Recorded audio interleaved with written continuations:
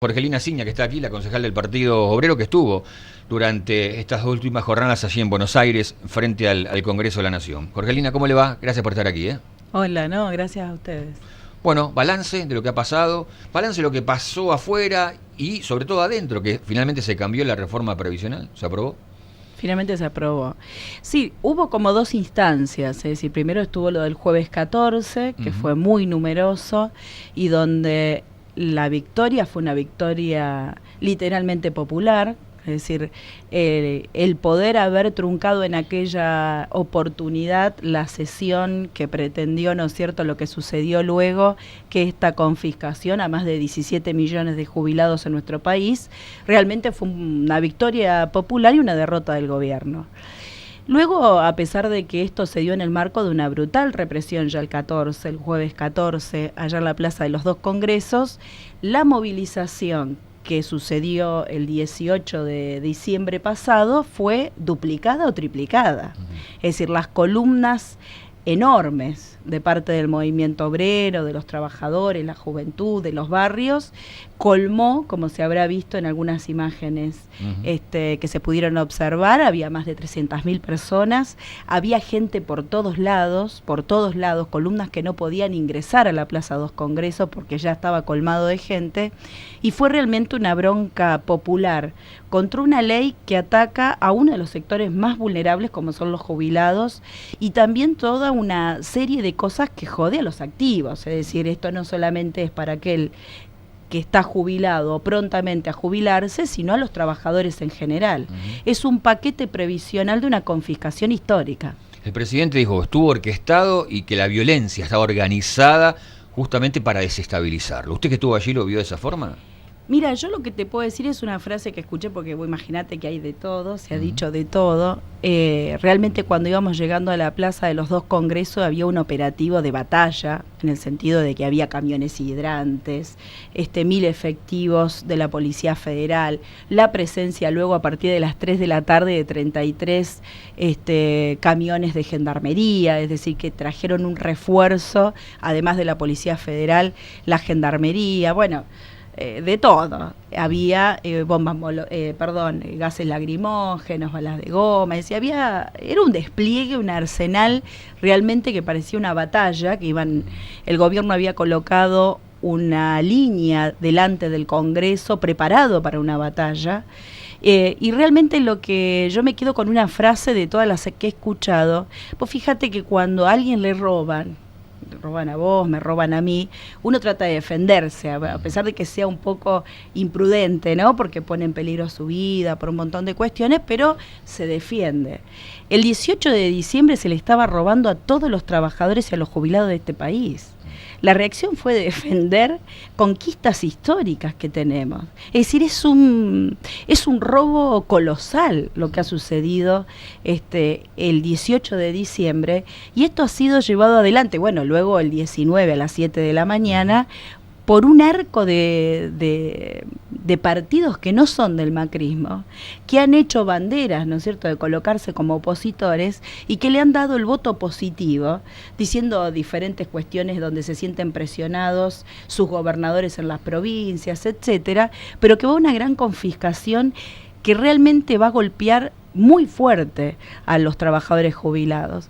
La ley ya casi todo el mundo maneja cuáles son los atropellos, pero siempre es bueno señalar que esto de la cuestión de la extensión de la edad jubilatoria, que pareciera optativa, nadie que hoy cobra, te digo, 10.000, 20.000, 15.000 pesos, que es muy por debajo de la canasta familiar, va a querer optar por ganar, o sea, pasar de un salario de pobreza a un salario de indigencia, porque pasar de ese salario a un salario de jubilado es el 50% menor de sus ingresos. Es decir, que esto de optativo en realidad no es optativo, y la extensión en las mujeres de 10 años de jubilación, en vez de jubilarnos a los 60 años, nos jubilaríamos a los 70, y los varones en vez de los 65 se irían a 70 años. Pero además hay una cantidad de concesiones, porque si hay una gran deliberación en la clase obrera, o sea, la gente empezó a tomar nota de que hay diferentes reformas que se están dando de forma simultánea. Es decir, los gobernadores ya le dieron el visto bueno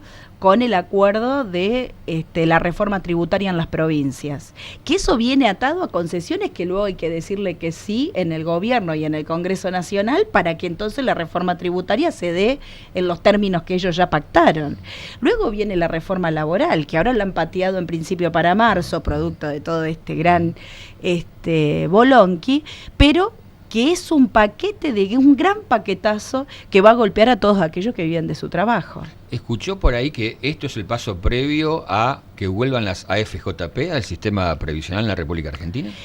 Las especulaciones son un montón, pero yo me quiero remitir también a esto que vos estás señalando en cuestión de qué es lo que sucedió adentro, qué es lo que sucedió afuera y la gran divulgación, ¿no?, que hay en los medios y en las redes y en todos lados. El ataque fue brutal. El ataque fue brutal. Es decir, para aquellos que estuvimos ahí, que estuvimos defendiendo la gran masa de trabajadores jubilados de nuestro país, el ataque fue de la policía hacia los manifestantes y luego lo que hubo una defensa como se pudo, para poder cuidar a todos los que estaban en la manifestación, que eran miles y que habían ido pacíficamente a reclamar por tirar abajo una reforma, y por ahí dicen, bueno, pero no es violento tirar abajo una reforma, y no es violento que se saque el sueldo del tipo que menos cobra en este país que un jubilado. Es una cosa de loco. Es decir, el Estado impone una política de violencia yendo por aquellos que son los más damnificados. Mira, hay relatos de jubilados presentes en la movilización. Yo te digo que me generaba una energía y unas ganas de estar ahí, seguir luchando impresionante, porque al lado tenía un abuelo de 70 años con esos pañuelos, viste, que históricos, esos blancos con liñitas azules, que no se lo ponían no porque era piquetero, sino porque era una cantidad de gases lacrimógenos que el aire se había tornado irrespirable. Y ellos ahí firmes, y muchos de ellos con bastones, caminando diciendo, yo no tengo más nada que perder, nena, no me alcanza para el remedio, tengo que moverme en remis porque no me puedo mover de otra manera, no me alcanza el dinero. Si encima van por esta confiscación y me quieren dar un bono recién en marzo, ¿cómo vivo? Es decir, era tan claro y tan fuerte las declaraciones de los que estaban ahí en la plaza de los dos congresos que llenaba de vigor y de energía a todos los manifestantes que estábamos para que el Congreso finalmente no sesionara. Nuestra diputada Romina del Pla lo que planteó, por un lado, por supuesto, lo que han planteado también otros diputados, y era el levantamiento de la sesión, por supuesto, en el marco de la violencia, la represión y el clamor popular que decía esto. Pero por otro lado también planteó la consulta sobre el tema de la reforma previsional en principio, pero de todas las reformas, porque no se puede imponer de esta manera algo que es para el futuro de todas las generaciones que se avecinan. Vos fíjate que vos me habías preguntado también la cuestión esta de cómo se resuelve. No me acuerdo que me preguntaste, la verdad, ahora la me FJP, digamos. Lo de la FJP, es decir, estos son las primeras instancias de un gran dominó que va a traer atropellos totales a la clase obrera. Y nosotros en Santa Fe estamos viviendo de todo. Pequeños coletazos de todo lo que va a pasar. Fabricaciones Militares, mañana va una caravana durante la mañana porque está el anuncio de 30, 50, 70 telegramas. Todos los días le van cambiando la cantidad, pero ya tienen el antecedente de los despidos de Fabricaciones Militares de otros lugares del país. Aceiteros, como vos señalabas recién, están en un bloqueo posterior al paro de la CGT hasta el mediodía de hoy por un bono que han recibido siempre. Y las cerealeras no es un sector que esté perdiendo dinero, de ninguna manera. Unilever había arrancado hace unos meses con los despidos a rajatabla y sin ningún tipo de consideraciones. General Motors, las suspensiones y despidos que se revisan ahora a fin de año. Los estatales, el CONICET, toda una cantidad de acuerdos que se caen el 30 de diciembre.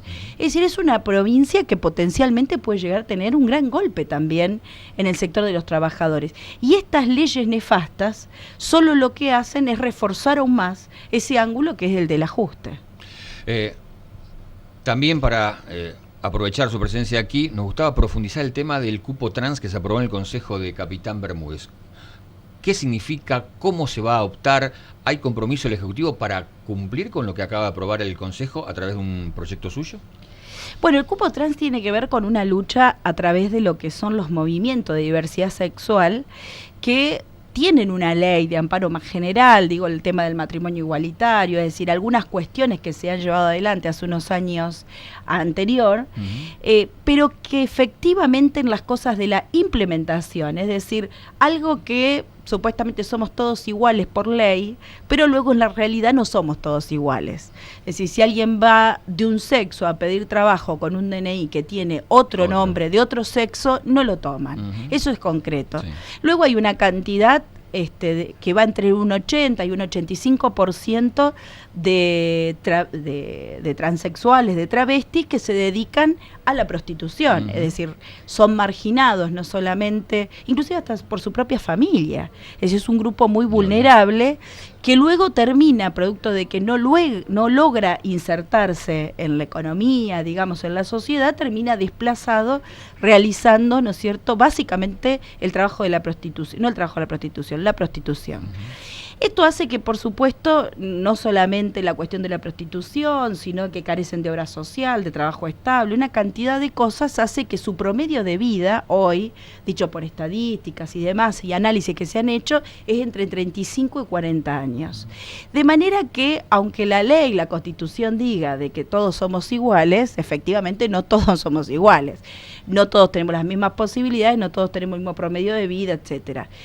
Lo que ha hecho la comunidad de diversidad sexual con Emiliano Moyano y varios compañeros acá de la región han presentado un proyecto que nosotros lo hemos tomado. Esto lo han discutido con muchísimos sectores, le han dado el visto bueno en principio, digo, sectores políticos, pero luego esto no marchaba. No marchó, claro. Bueno, a nosotros nos traen la propuesta de poder impulsar un dictamen en minoría en principio, ¿no? Para poder impulsar que el resto de los bloques se pronuncie, y arrancó una batalla de 2 o 3 meses en donde fueron deliberaciones, presencia de los compañeros y las compañeras en el Consejo para poder explicar cuál es su situación de vulnerabilidad y la necesidad de tener una política de inclusión social en estos sectores. Mira, nos han dicho de todo, de todo. Primero, el resto de los bloques políticos preguntarnos qué significaba un travesti, una persona transexual. Es decir, que partíamos desde muy abajo. Luego de decirnos que era discriminatorio plantear una ley que los incluyera, era autodiscriminarse, porque era decir, tomame porque pertenezco a un grupo de género en particular, lo cual es realmente una falsedad total, porque se mueren a los 35 años, o sea, no me digas que somos iguales, no me digas que se autodiscrimina, porque en los hechos concretos tienen un estado de salud muy malo, no tienen asistencia en salud justamente, no logran insertarse en un trabajo de forma efectiva, trabajan generalmente en trabajos, ¿no es cierto?, donde son muy vulnerables, son trapos de la policía, es decir, hay persecuciones sobre ellos muy fuertes. Nosotros hoy, por ejemplo, se está desarrollando el juicio por Vanessa Zavala, una compañera travesti del norte santafesino que fue brutalmente asesinada, y tenemos el caso emblemático de Pamela de Galvez, que ha ido de forma recurrente a Rosario a hacer denuncias sobre la persecución que tenía en su persona, finalmente fue brutalmente asesinada. Es decir, que la situación de los travestis concretamente es de mucha vulnerabilidad, de mucha exposición. La lucha que hemos librado ahí tiene que ver con terminar con la demagogia, porque fíjate que ahí los propios concejales del Frente para la Victoria, que se han golpeado el pecho, ¿no?, con las leyes en el cristinismo en relación a pelear por la igualdad de género, bueno, borraban con el codo lo que escribían con la mano, porque finalmente decían esto hay que postergarlo, bueno. No, nosotros vamos a los hechos concretos, no hay mejor verdad que la realidad hay que hacer algo. Hemos impulsado este proyecto, esperemos que el intendente no lo haya vetado, y finalmente si esta ley está promulgada, porque justo nos agarró el receso, esperamos que efectivamente se incorporen 2 compañeras trans durante el periodo 2018, para que luego, bueno, el Ejecutivo vea las consideraciones, dónde las ingresaría, etcétera, pero bajo el convenio de contratos de municipios y comunes, es decir, un trabajador municipal, en carácter de contratado, de lo que el Ejecutivo resuelva, pero bajo el convenio de municipios y comunas. Eso es una gran victoria popular. Pero no me quiero ir sin decirte, Ariel, se ha abierto en el país una gran deliberación política, Y esta gran deliberación política es algo que, porque si no nos quedamos con el que tiraba morteros, nos quedamos con los destrozos en Plaza 2 Congresos y no vemos las 300.000 personas que marchamos a la Plaza de los 2 Congresos. Y en la movilización, Ariel, la gente decía que había votado a Macri y que no podía creer lo que estaba haciendo. Eso es un viraje político. Es decir, aquel que votó a Macri hoy te dice: estoy totalmente enojado porque esto no es lo que quiero, no quiero ajustes, no quiero más impuestazos, no quiero que me toquen el sistema jubilatorio, y eso es un dato que hay que prestarle mucha atención.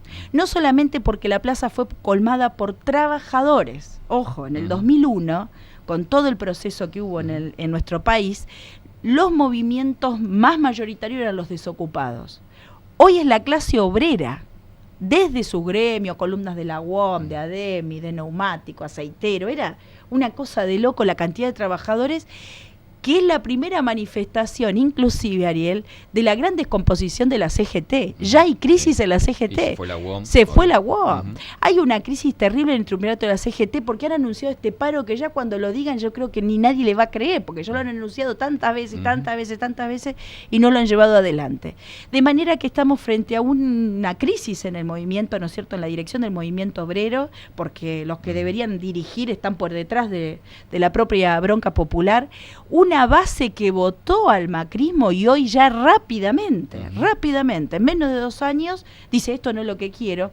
Y lo que quiero señalarte por último, un cacerolazo en los términos de aquel que por ahí tiene algunos prejuicios y dice: pucha, esta gente tiraba piedras, había esto, había lo otro, no alcanza a entender que era una defensa hasta de los propios abuelos que marchaban más atrás, porque si no era una masacre.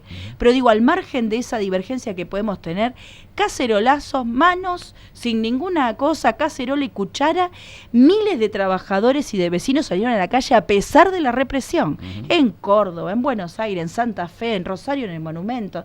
Impresionante la bronca popular, hay que seguirla muy de cerca, y hay que organizar para que no pase la reforma laboral. Estoy súper pasado de tiempo, pero ante lo que usted manifiesta, el gobierno dice: quieren un golpe, quieren derrocar a Macri, que se vaya en helicóptero. ¿Sí o no eso? No, mira, el punto es este, Ariel.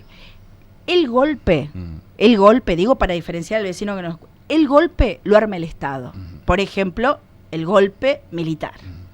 La ciudadanía no arma golpes. La ciudadanía sale a luchar, pone lo que hay que poner en la calle, que no lo está poniendo ni la CGT ni los dirigentes supuestamente opositores, y lo que buscan es que no haya una confiscación colosal sobre la jubilación, sobre el laburo y sobre todas nuestras conquistas. Muchas gracias. Gracias.